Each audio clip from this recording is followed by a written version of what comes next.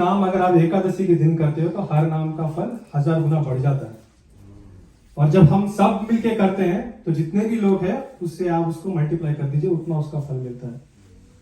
सो ये तो बहुत बड़ी सौभाग्य की बात है जो हम आप सबके साथ आज यहाँ पे नाम करने का हमें अवसर मिला है। प्रभु जी के साथ हम करीबन कोविड के पहले मिले थे, जब हमने 2 बार वहाँ उनके अपार्टमेंट में नाम किया था। और जब हम आज देखे तो बहुत अच्छा लगा, इनको मिलके बढ़िया लगा।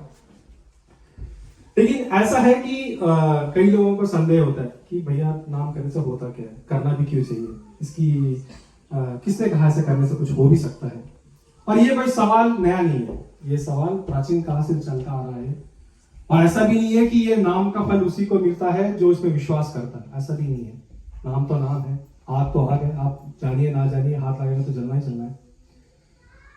सो कहा जाता है, ये मैं जो कह रहा हूँ ये बहुत पुरानी बात भी नहीं है, ये करीबन सन 1795 की बात है, जब भारत में ब्रिटिश का शासन हुआ करता था, जब अंग्रेज थे हमारे भारत में।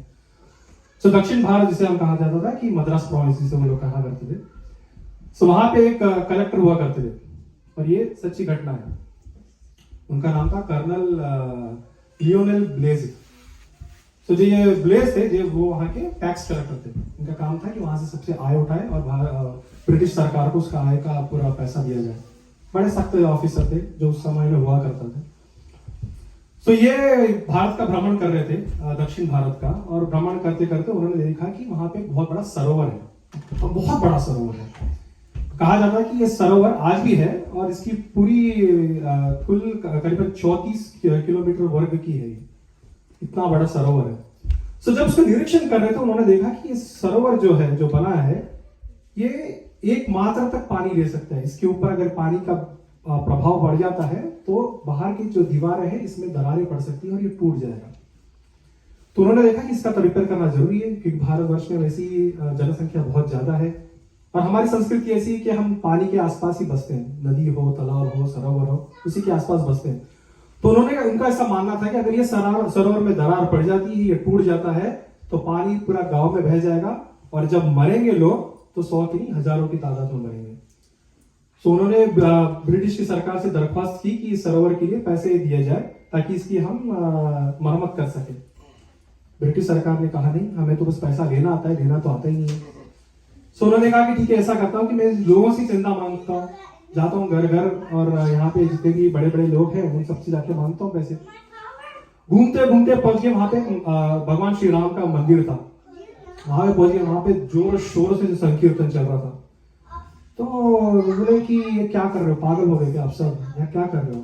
यहाँ पे आपका सरोवर है जो टूटने की कगार पे है, जिसकी मरम्मत की एकदम आवश्यकता है, और आप लोग एकदम अनपढ़ जैसे बैठे हुए यहाँ पे भगवान का नाम संकीर्तन वगैरह कर रहे, क्या फल होने वाला है? तो लोगों ने कहा कि क्यों आप टेंशन लेते हो, भगवान है ना, सब देख लेंगे। बोले भगवान ऐसा कैसे देख लेंगे, मैं देख रहा हूँ कि आपके वहां से बहुत सारे पत्थरे पड़ी हैं, ग्रेनाइट वगैरह की बड़े बड़े पत्थरे, मुझे ये दे दो, आप कुछ ना करो, बस पत्थर दे दो, मैं इस पत्थर से वो बांध का जितने भी मरम्मतें कर दूंगा।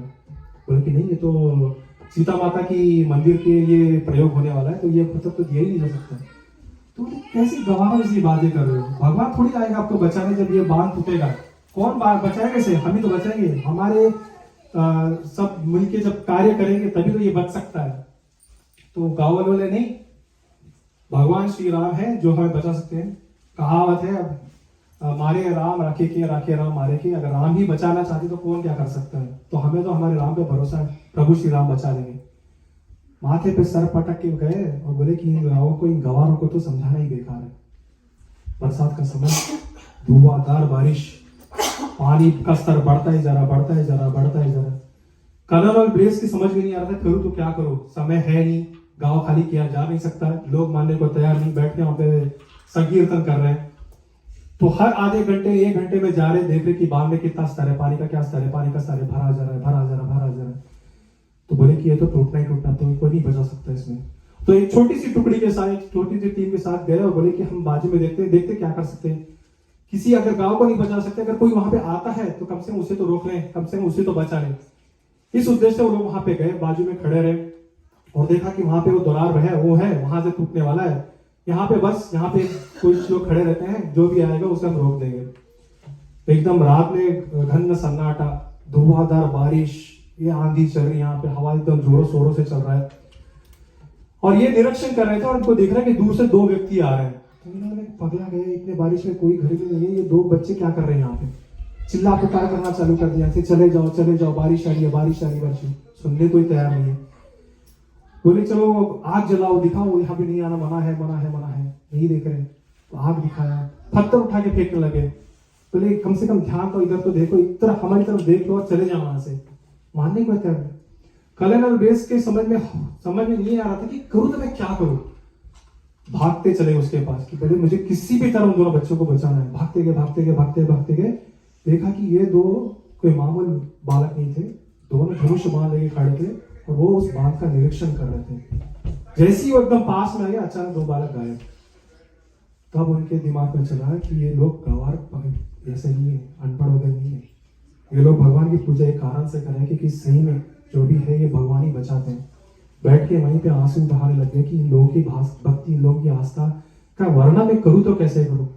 प्रातः काल हुआ, आंधी निकल गई, पानी का स्तर वैसे ही था, हल्का सा पानी गांव की तरफ आया, लेकिन वो बांध है जो पकड़ के रखा था पूरे पानी को। सुबह हुई, भोर के टाइम पे लोग आए और उन्हें पूछा कि सर आप बैठ के कर क्या रहे हो। तो बोले कि दो बालक ऐसा है, रात भर से चल रहे थे, हमने तो बहुत घबरा गए, उनको यहाँ से निकालने की पूरी कोशिश की, लेकिन कुछ ना हो सका। जब हम उनके दर्शन करने गए तो वो दिखे ही नहीं हमें। तो लोगों ने कहा कि ये कोई नहीं, ये हमारे प्रभु श्री राम और उनके भ्राता लक्ष्मण जी थे। सुन के उनके आंखों से आंसू निकलने लगे और उन्होंने बोला कि जो आपने माता जी के लिए जो पत्थर से ये सब रखा है, वो टेम्पल का निर्माण मैं करूंगा। आज भी आप दक्षिण भारत में जाएंगे तो उस माता जी का जो टेम्पल है उसे जनकावल्ली तायार के नाम से जाना जाता है। और राम को जो कहा जाता है एड़ी कटा रावण, इसका अर्थ यह था कि वो राम जिसने बांध को ही बांध दिया। ऐसे थे हमारे प्रभु श्री राम। हमारे गुरु जी कहते हैं कि ये जो नाम है, हमें ये नहीं पता कि कब कहाँ कैसे काम आ जाए। ये नाम का उच्चारण हम इसलिए करते हैं ताकि हमें जब भी किसी कठिनाई का ऐसा संकट का सामना करना पड़े, तो ये नाम हमें उस समय हमारी रक्षा करे। इस हिसाब से हमारे गुरु जी ने हमें आदेश दिया था कि जब भी जहाँ भी कहाँ भी जाओगे, जिस किसी भी घर पे जाओगे, उनके सुख शांति के लिए, उनके समृद्धि के लिए हमेशा ये नाम का जाप करने का उन्हें एक प्रेरणा करो, उन्हें एक दरख्वास्त करो। हमारी आप सब यही दरख्वास्त है कि जब भी आपका समय मिले, दिन में एटलीस्ट 11 बार का नाम का जाप करें। महामंत्र जिसके कोई नियम नहीं है। गुरु जी कहते हैं कि जिस भी जगह इस नाम का जाप होता है, जो कोई भी ये नाम का जाप करता है, दोनों पुण्य हो जाते हैं। तो हमारी बस यही प्रार्थना है कि आज एक बहुत बहुत पवित्र दिन है एकादशी के नाते।